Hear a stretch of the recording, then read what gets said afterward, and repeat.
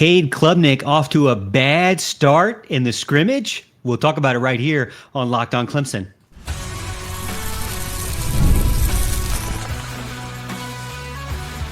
You are Locked On Clemson, your daily podcast on the Clemson Tigers. Part of the Locked On Podcast Network, your team every day. What's up, Tiger fans? Morgan Thomas here, Clemson fan, Clemson grad, host and producer of Locked On Clemson, part-time host and producer over on 105.5 FM The Roar. Thank you so much for making Locked On Clemson your first listen of the day. We're part of the Locked On Podcast Network, your team every day. And if you're new to the show, be sure to hit that like and subscribe button if you enjoy the show so you never miss an episode. If you're an everydayer, we salute you. Thank you so much for making this podcast part of your week, Monday through Friday. You know how we do it here on Locked On, exclusive Clemson content right here for you. Welcome in. Hey, by the way, 75% of viewers aren't even subscribed yet. So go over on YouTube if you're watching and subscribe. If you're on podcast, go over and follow. Make sure you never miss an episode. What are you waiting for? Today's episode is brought to you by Game Time. Download the Game Time app, create an account, and use code LOCKEDONCollege for $20 off your first purchase. And I know I'm excited. I know you are excited because we're talking about actual football here. We're talking about the scrimmage, more details. I got through just a few notes that I had from DeMonte Capehart in the last video. If you missed it, go check it out. But in this video, I wanted to talk about Cade Klubnik and those notes, the stuff that we heard that Cade threw a pick six in the scrimmage. Yes, believe it or not, the starting quarterback for Clemson made a mistake and threw a pick six, and it was a bad one from what we hear from the inside. And I know a lot of people got on the comments and said, please tell me, Morgan, please tell me it wasn't Cade. But it was. I'm sorry to tell you it was Cade, threw a pick. Christopher Vizzina threw a pick. How important is it? How much does it matter? Should we be freaking out and panic? Should we hit the panic button? I'm going to say no, we shouldn't. Now, the quarterback room is always going to come under the microscope, and as well it should, because they are the leaders of the team. There's only one of them, and they kind of have to have a good one in order to win a national championship. So you have to have somebody who's ready for anything. But one of the realities of life and playing football and in sports in general is that not everything's going to go perfect.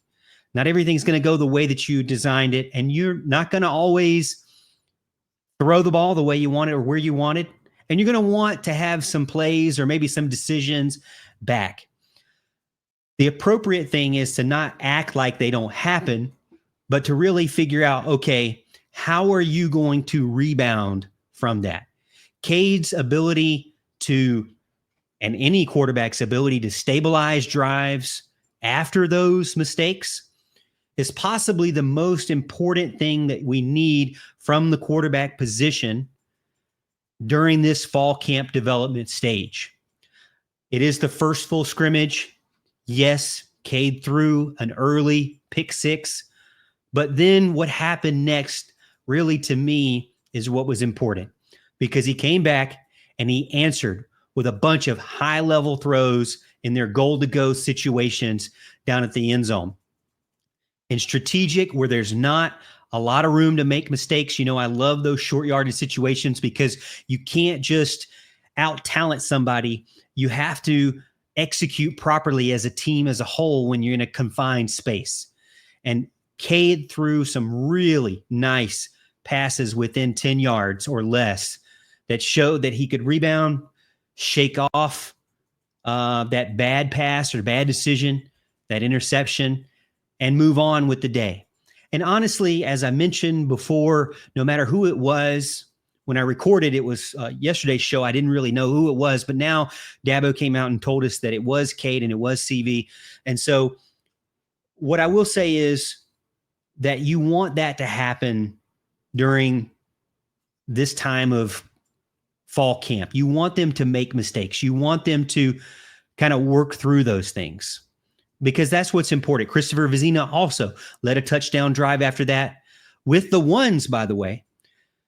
He had a mistake where Dabo pointed out where he took a procedural penalty, didn't wait for everyone to get started and backed him up in the red zone. So they were in more of a more manageable situation. And because of his lack of awareness of the situation, he took a penalty and got him in more of a difficult yardage to go when they were in the red zone. So those were things that he'd like to see cleaned up from CV, because it's really important to make sure that you execute properly the closer you get to the red zone. You don't want to get all the way there, do all that work, and then fumble it away by dumb penalties. I know the fan base isn't going to like it, and obviously the coaching staff doesn't like it either. Now, making mistakes can really be a huge part of, and how you rebounded can be a huge part of a quarterback's maturity, but also you got to think when you're playing LSU, that offensive coordinator, and really LSU or any of your more difficult games, how quickly Cade Klubnik can reset and get back in the motions and just have that goldfish mentality where you just don't remember, you got a 5-second memory, right? Garrett Riley can keep his playbook open. He doesn't have to fall back on the insecurities and adjust. We've had quarterbacks in the past where, what I'm talking about, where they made a mistake and it seemed like the offensive coordinator couldn't trust them after that. The offensive coordinator had to play with kid gloves at that point and to really try to give them the easiest possible to build whatever kind of confidence they had left back. Fast and quick mistake correction also supports the playbook, but the tempo and the calls that you can make during a game in close game situations with LSU, where you really have to bring your best, not only on the field, but from the coaching perspective as well, with the personnel that you have out there and with the plays that you have called. So to see what Cade was able to do and to hear that he was able to rebound and have a better rest of the day, and CV, Christopher Vizzina, also have a better rest of the day, was really good. Dabo noted, I have down here, Cade had elite throws in the red zone situation, 9 really good, highly graded throws in a row after that interception. So really good news to hear right out the gate from the quarterback position. Another thing I wanted to mention, the young guy, Denson, created a lot with his legs. I had some insider information, somebody who watched the scrimmage tell me that, man, he is one of those guys that what he can do with his legs, even though he wasn't, this big 5-star guy, but his talent with his legs is something you haven't seen in a long time from a Clemson quarterback perspective.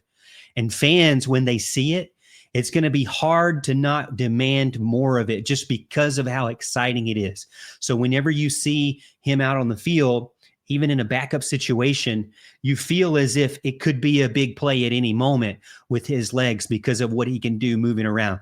Kind of gives me a little bit of chill bumps here, goosebumps to think about, maybe we've got, maybe Dabo or maybe Garrett Riley wants to go back to more of a running quarterback, maybe get back into that Woody Dancer kind of era. That would be really cool. Now, I don't know if I'd want to go full Kelly Bryant, but even Kelly Bryant was pretty exciting to watch from time to time as well when he was a Clemson football player too. Dabo said it was one of the most competitive first scrimmages that he's had in his tenure as a head coach. And to me, that just validates that this team experience matters, and this team is showing it from the start. If the quarterback stays clean, keeps their head on the shoulders, then he can get those wide receivers out and open and really hit them and start to have those explosive plays. Hey, before we jump into the next segment, I've got something special for you diehard Clemson Tiger fans. You want even more Clemson content? Join the Locked On Clemson Insider Program. You get one-on-one access to me through text. You can send in your questions for special mailbag episodes, or just be part of the conversation with me all season long with a direct text to me. There's even a 14-day free trial, so you can check it out. It's risk-free. Just check out the link in the description below and join the Insider Program with me.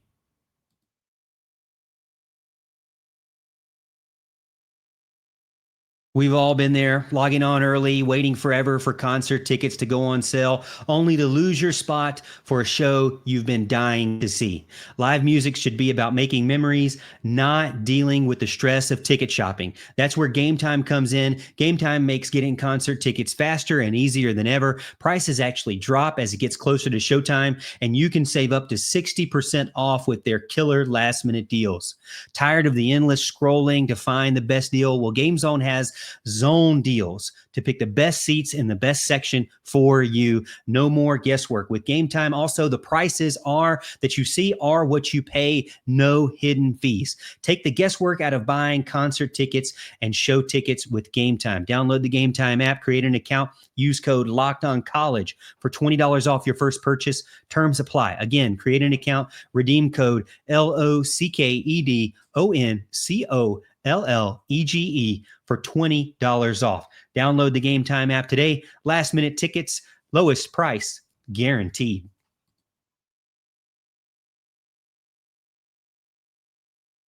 This receiver group is also finally starting to come together. And right out of the gate in the first scrimmage, we're hearing a lot of good things from all the guys you wanted to hear from. They're making hard catches. They're extending drives. They're finishing drives. They're getting in the red zone. They're toe tapping on the sidelines. They're making contested plays. They're getting hit and still keeping the ball, holding on to possession. Everything that you want to hear from your wide receivers, and even the blocking. Dabo talked about that and praised that as well. It's not just coach speak that he felt like it was one of the most competitive scrimmages in years for him. And it starts and centers around on the offensive side of the ball with those wide receivers. I really feel excited about what we have right now as a fan base for this wide receiver group. You know, we've missed out on the wide receiver U for many years now. It seems like Clemson had it and then they lost it, and they've been trying to get back to it. This year could be the year that they've actually gotten back to it. Dabo, I have written down here that he talked about big grabs from TJ Moore, from Antonio Williams, from TB, Tyler Brown. And he mentioned not having a lot of drops. Really, he didn't even have, I don't think he even had many, or maybe even one on his sheet of paper. And then Tristan Smith, the newcomer, the transfer. I got to feel like this is one that everydayers, we got to circle. Maybe you already had him circled, but we saw him in the spring game and how well he did. And now we're hearing more about him from the very first scrimmage, even more, and leading the way over top of Antonio Williams, TJ Moore, Tyler Brown. I mean, Tristan Smith's name is not going away, Tiger fans. He's making big time catches in the red zone. He's a huge target. And we know, I read somewhere where he told somebody that he doesn't even want to know if he has another year. You know, he played in junior college. So the expectation is that he'll be given a year back to play, and it won't count against him because of the different levels of competition there, which I think it makes sense. It seems fair. But he doesn't even want to know about that because he wants to play this season like it's his last season. I got to tell you, this is a guy who's had success at the lower levels, and now he's trying to prove what he can do at the higher level. And it's, to me, not a coincidence. It's not media speak. It's not coach speak, whatever you want to call it, that we're hearing Tristan Smith and that we have actually seen him in spring do well in the spring game. So there were contested catches that won third down, kept the drive going. There, receivers winning slants, back shoulder balls. The defense was kind of on their toes with all that, or I guess you could say on their heels with all that. So what Clemson's able to do with their wide receiver group, to me, really creates a lot of success for the offense to just keep drives going, extend drives, keep them moving down the field, and even possibly have some of the more explosive plays, that we've been wanting from Garrett Riley. Strong hands on the screens from Tyler Brown and quick outs lets you get quick yardage, quick, cheap yardage, and almost be an extension of the run game. And I got to say, having Tyler Brown back means a lot to this offense. Not having him really all of last season really hurt, because he's one of those guys that just seems to be remember, he was like that first guy after those couple of years of being frustrated with wide receivers just not getting open. He was the first guy to come in the door and say, hey, you know what? I'm going to go get open. I'm going to show you what it's all about. And he did it. And so being able to get off the snap, get in your route and find open space, get separation, use your footwork, use your path to just get a little bit of an opening to make it easier on the quarterback can make all the difference. Having those cheap yardage type plays too, where you can trust somebody like Tyler Brown, makes the edge rush kind of not as scary anymore either, because they've got only a limited amount of time to get around the edge, and you're going to be able to dump it off to Tyler Brown out in the flats or across the middle really quickly, or not just Tyler Brown, but Antonio Williams. I think it's the short yardage game is going to kind of temper down that pass rush. If LSU is bringing the heat, Clemson will be able to respond with that. And then with guys like Tristan Lee and TJ Moore on the outside, you're really, when you have time, you're going to be able to find the one-on-one and exploit it deep and make the big play. Reliable pass catchers who have good mechanics, let guys like Garrett Riley dial up the big time plays, but also the quick glance plays, the RPOs. It just allows the offensive coordinator to trust so much more what they can do and trust their quarterback to hit those windows with someone like Cade Klubnik. Again, it's really going to be a huge ripple effect across the whole offense, just like we talked about last episode yesterday with how it starts from the inside on the defensive line and works its way out. These wide receivers are able to get not only the big plays, but these cheap, quick yards on the outside or across the middle. It's going to really do well for Clemson's offense and take a lot of pressure off the tackles, pressure off even the running backs as well. You know, they always say you need to run to set up the pass. Well, maybe the way Clemson's built with all the talent they have at wide receiver, maybe they're going to pass to set up the run. I don't know. You know, Dabo Swinney talked about a back of the end zone touchdown by Tristan Smith that just showed just amazing body control, boundary awareness. And to me, I think we're going to see a lot of red zone isolation calls to Tristan Smith. Clemson has, honestly, a couple of guys that you'd like to see used. I mean, they have Tristan Smith, TJ Moore, Bryant Wesco, Tyler Brown. I mean, all Antonio Williams, even the tight ends, as we've mentioned too, Benton Kerr, Pat Henry, and Shefflin and Sapp. I mean, I like the matchups, the just variety of matchups that you have, but it seems as if there's a lot of emphasis on what Tristan Smith did in the scrimmage. So I'm not saying that they don't have a lot of options, but I'm saying that Tristan Smith seems to be one of the leaders of the pack in the wide receiver group, this being his believed or anticipated final season to show, contract year as I call it. TJ Moore also pulled down a difficult ball, showing his catch radius, highlighting his hands. Antonio Williams had a lot of yards after carry or yards after the catch. Tyler Brown had that contested, where he got hit pretty hard, but still kept the ball. Throwing and catching to Dabo, according to Dabo, were very clean. And that's great news for wide receivers. That's great news for Cade Klubnik, really, as the offense as a whole. Pretty exciting to see. And I hope I get more of this that I can tell you about as we go throughout fall camp. Explosives are great, but they need a clean pocket. Cade Klubnik needs time, and the interior offensive line matters when it goes up against a big-time defensive front like LSU. We'll talk about a big left guard showdown next.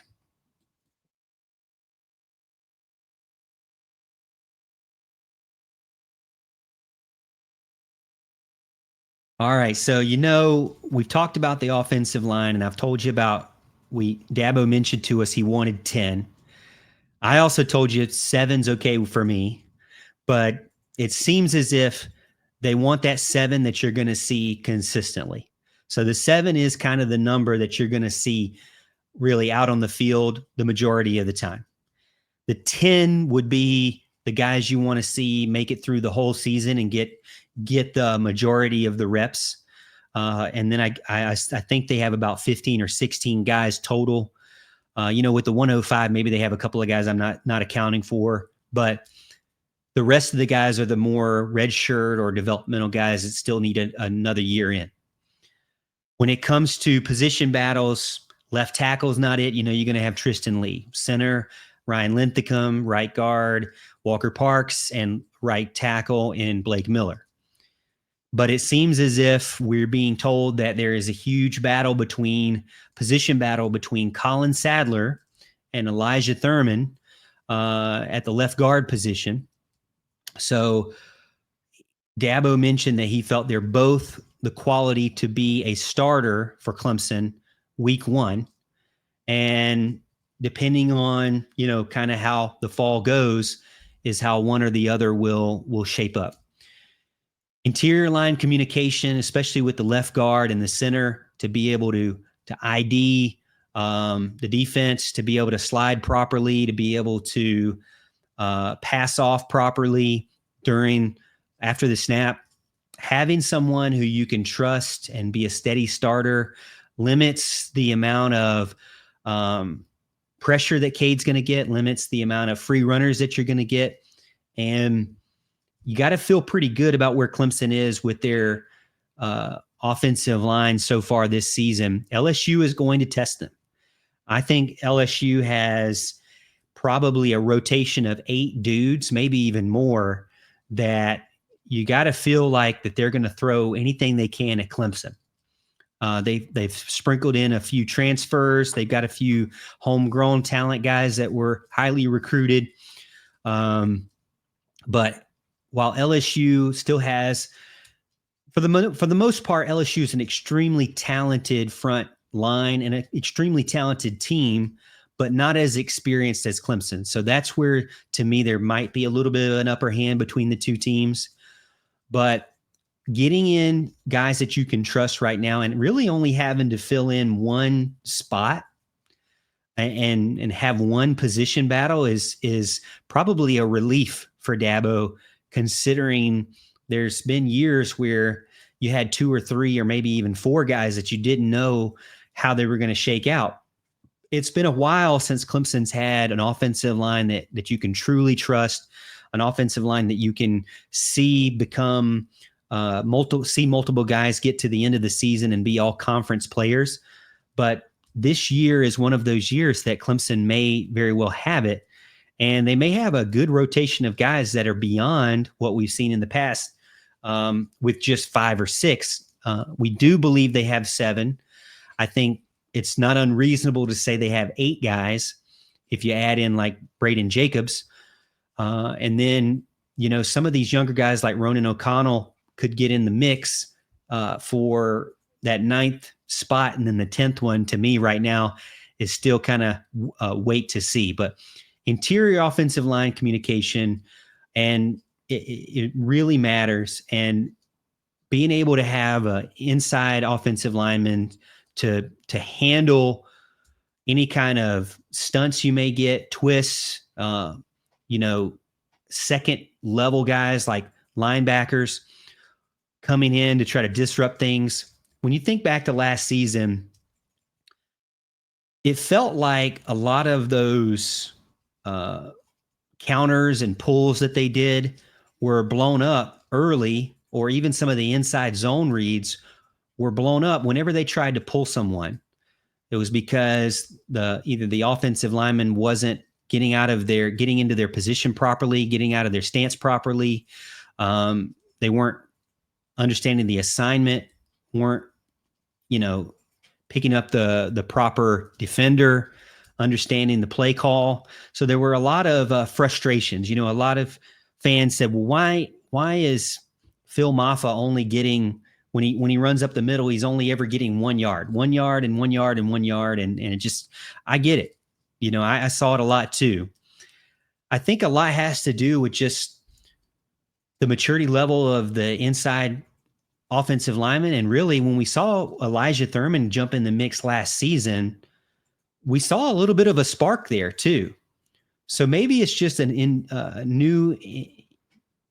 in new talent, entering in new faces to see what they can do at the offensive line position and see how much that will improve those